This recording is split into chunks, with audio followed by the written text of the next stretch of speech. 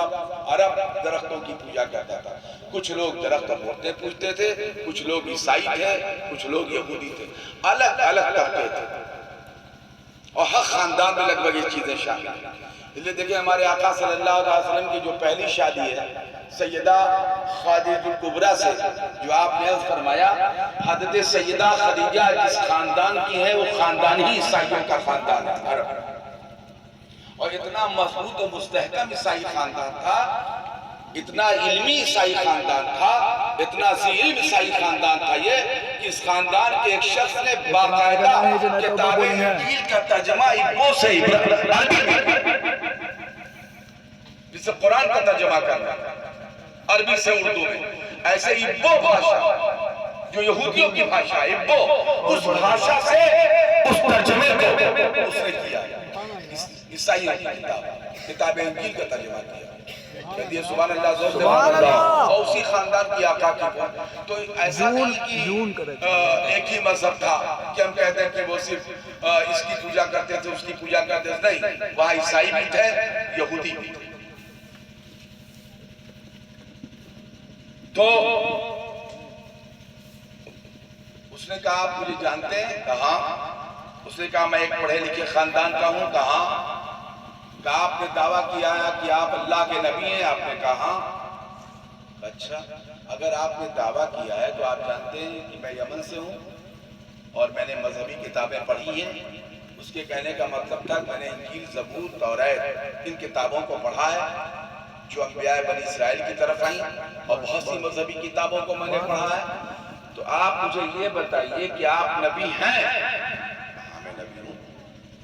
اس نے کہا کہ اگر آپ نبی ہیں تو یہ بتائیے کہ آپ سے پہلے جو نبی آئے اللہ تعالیٰ نے ان سب کو معجزہ عطا فرمایا, نہ سمجھ میں آنے والی طاقت, جس کا جب وہ اظہار کرتے تھے تو آدمی سمجھ ہی نہیں پاتا تھا.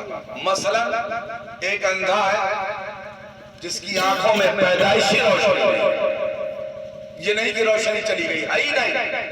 وہ لائے گئے تھے نبیوں کے پاس اور وہ صرف اپنا ہاتھ لگا دیتے تھے تو اس کی آنکھوں میں روشنی آ جاتی تھی. بات سمجھ میں آ رہی کہ نہیں آ رہی ہے؟ ایسے ایسے مثالیں موجود ہیں, ایسی ایسی. آپ یہ بتائیے آپ کے پاس کیا ہے؟ وہ کوڑیوں کو چھوٹے تھے تو کوڑی ٹھیک ہو جاتے تھے, آپ کے پاس کیا ہے؟ تو آپ نے فرمایا کہ ایسا ہے ابھی مجھ سے پہلے جو آئے تھے وہ معجزہ لے کر آئے تھے. مجھ سے پہلے جو آئے تھے وہ معجزہ لے کر, میں معجزہ بن کر آیا. سبحان اللہ, وہ سے بولیے سبحان اللہ. اس نے کہا کہ مطلب یہ کہ جو تم چاہو. ہمارے امام کا شعر ہے کہ سرتا بقدم ہے تن سلطان زمن پھول, لپھول دہن پھول زقن پھول بدن. سمجھ رہے ہیں نہیں سمجھ رہے ہیں؟ آپ پوچھے, آپ نے فرمایا میں مکمل معجزہ ہوں. جو چاہو. کیا بڑی بات ہے. اس وقت بڑے بڑے سردار عرب, میں ان کے نام بھی نہیں لینا چاہتا, تفصیل کے ساتھ موجود تھے. جتنے نام آپ سنتے ہیں مکہ میں خراٹوں کے, وہ سب موجود تھے وہاں پر.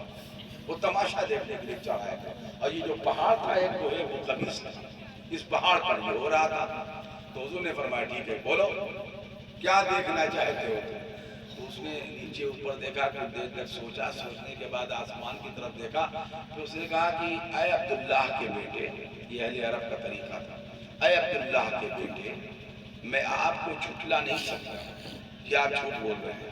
اگر آپ نبی ہیں اور سچے نبی ہیں تو اس آسمان کے چاند کے 2 ٹکڑے کر دیجئے.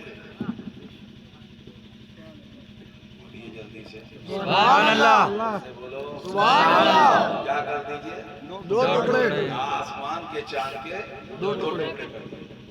سب سہرے جہاں سے عقیدہ بولیں گے کہ ہمارے پیغمبر نے اپنے رب کو یاد کیا, سبحان اللہ, اس سے التجا کیا, گزارشات پیش کی پاک پروردگار کے حضور.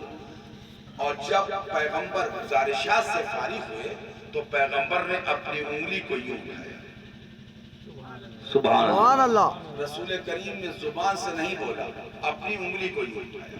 اب دیکھیں یہ انگلی زمین پر تھی, پیغمبر زمین پر بیٹھے اور پیغمبر نے یوں انگلی کو اٹھایا اور یوں انگلی جب چاند کے سیدھ میں آئی تو چاند کو حصے میں ہونے لگا، سبحان اللہ، اور پھر سیدھ سے یوں گزر گئی تو پورا چاند دو حصوں میں تقسیم ہو گیا، بے شک، ایک کوہ مقدس کے ادھر گیا ایک ادھر گیا۔ سبحان اللہ، بات سمجھ میں آ رہی ہے؟ جی جی، زور سے بولو اگر سمجھ میں آ رہی ہے۔ سبحان اللہ، چاند پھٹ گیا، اس کو کہتے ہیں چاند کا پھٹ جانا۔ آپ نے کہا بھی دیکھ لیا، اس نے کہا بس اتنا ہی کافی ہے۔ اب میں گواہی دیتا ہوں کہ اللہ کے سوا کوئی معبود نہیں ہے، اور بے شک آپ اے عبداللہ کے بیٹے محمد اللہ کے رسول ہیں۔ بے شک، سبحان اللہ، سبحان اللہ۔ کہہ دیے سبحان اللہ، سبحان اللہ، زور سے بولیے۔ اچھا یہ معمولی چیز ہے انگلی سے چاند کے دو ٹکڑے کر دینا؟ نہیں، معمولی چیز ہے؟ آپ نے زبان سے نہیں کہا، انگلی سے اشارہ کیا۔ امام اہل سنت فرماتے ہیں چاند شق ہو، پیڑ بولے، جانور سجدے کرے، اندھے انسان دیکھ لے، طاقت رسول اللہ کی۔ جس پیغمبر کو ہم مانتے ہیں جو ہمارا آقا ہے، وہ ہمارا ہادی ہے، جو ہمارا مرشد ہے، جو ہمارا مربی ہے، جو ہمارا رہنما ہے، جو ہمارا قائد ہے، جو ہمارا داتا ہے، اللہ نے اسے بے اختیار نہیں بھیجا ہے، اس زمین پر صاحب اختیار بنا۔ سبحان اللہ، بہت ہو، میں جانتا کہ شروع سے تیز بولنے پر آپ پیسہ دیتے ہیں تو میں شروع ہی کرتا، میں تو بہت آہستہ سب کام میں نے صبح سے آہستہ آہستہ کیا، نماز بہت آہستہ پڑھایا، نماز کا خطاب بہت آہستہ کیا، سب کچھ تو یہ تو میں اس میں آ گیا کہ لاؤ میں بول دوں۔ میری تقریر کا ایک حصہ تھا جو لوہرسن میں چھوڑ کے چلا گیا تھا، اسی کو میں دوسرے انداز سے بولتا، اس کو میں دوسرے انداز سے علامہ ایک دن ارشاد فاروقی مسجد سے کہنے لگے کہ حضرت سے پرانی تقریر سنیں گے، لیکن افسوس اس بات کا ہے لہجہ بدل جائے گا۔ سبحان، میں نے بولا، میں نے کہا نئے لہجے میں پرانی تقریر سن لو، تو وہ تو ہوتا ہی ہے۔ اب ایک بات بتائیے، یہ معمولی چیز ہے؟ چاند کا دو ٹکڑے ہو جانا معمولی چیز ہے؟ اچھا کس نے کہا تھا؟ حبیب یمنی نے۔ یہ میں مجلس پڑھ رہا ہوں آپ کی، یہ جلسوں کی تقریر نہیں ہے، میں آپ کی مجلس پڑھ رہا ہوں۔ حالانکہ جو میں بول رہا ہوں یہی جلسے میں بولا جاتا ہے، صرف انداز بیان بدل دیا جاتا ہے، بس چیز یہی ہوتی ہے، تو اس میں کوئی فرق نہیں ہوتا۔ اور کہاں سے مان لائیں گے جب یہی سب ہے؟ تو چیز یہی ہوتی ہے، بس انداز بیان تھوڑا بدل دیا جاتا ہے۔ تو حبیب سے پوچھا کہ حبیب بس، اس نے کہا یا رسول اللہ آپ تو اللہ کے رسول ہیں اور اللہ کے نبی ہیں، سبحان اللہ، اور جو نبی ہوتا ہے وہ غیب جانتا ہے۔ زور سے جلدی سے بولی، جلدی سے بولی، وہ غیب کی خبریں دیتا ہے، یہ اس کا منصب ہے، یہ اس کا درجہ ہے۔ نبوت اور رسالت ایک منصب ہے، جسے نبی بنایا جائے گا اسے چھپی ہوئی چیز اور پوشیدہ چیزیں سب معلوم۔ جب آپ نے کہا کہ وہ نبی ہیں تو صاف ظاہر ہے کہ آپ اس بات کا اقرار کرتے ہیں کہ وہ غیب داں ہیں۔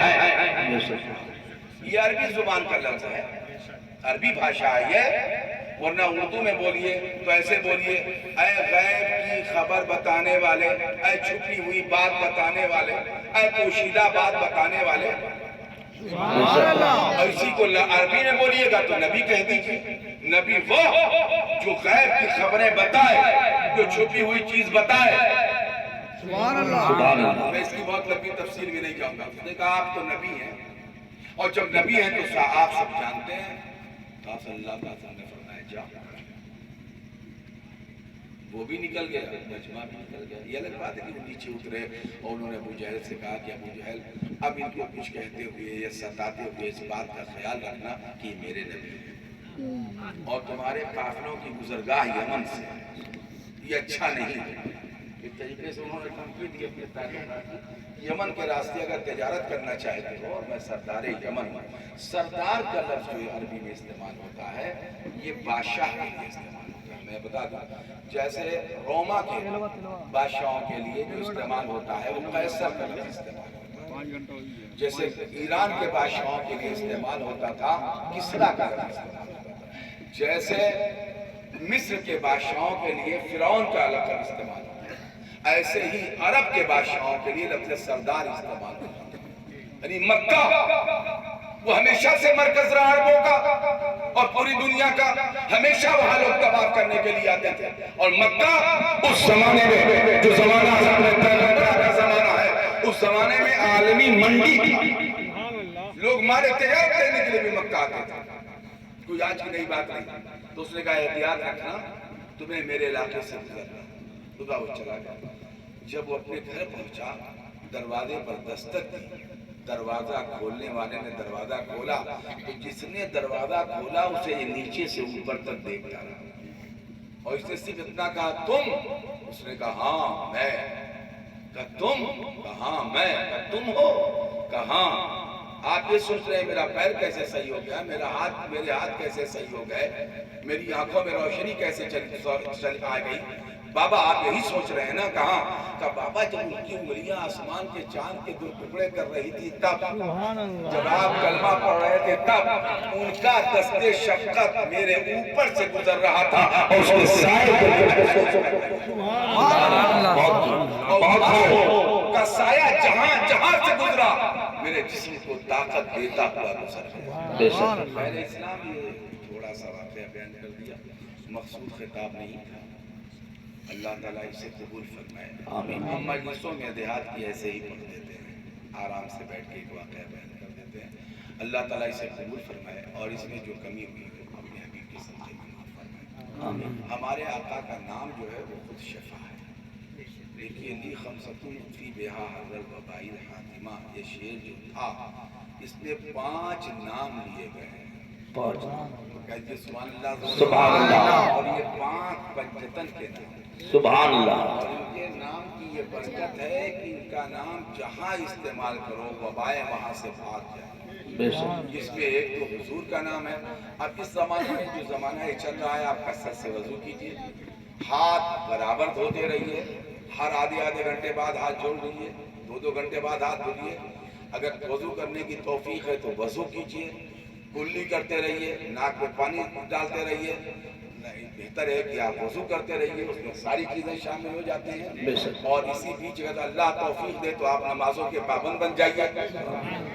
زور سے بولو جلدی سے سبحان اللہ۔ ہاں، لوگوں سے ملنے جلنے میں خلط ملط میں پرہیز کیجئے، تھوڑا سا، بس تھوڑا سا پرہیز کرنا ہے۔ اور یہ جو شعر پڑھا تھا عبدالعزیز نیپالی نے، اس شعر کو زبانی یاد کر لیجئے پوچھ کر کے، اور ہر نماز کے بعد 5 مرتبہ پڑھ لیجئے، تو انشاءاللہ کرونا کی نحوست سے آپ محفوظ رہیں۔ آمین۔ آئیے، السلام علیکم۔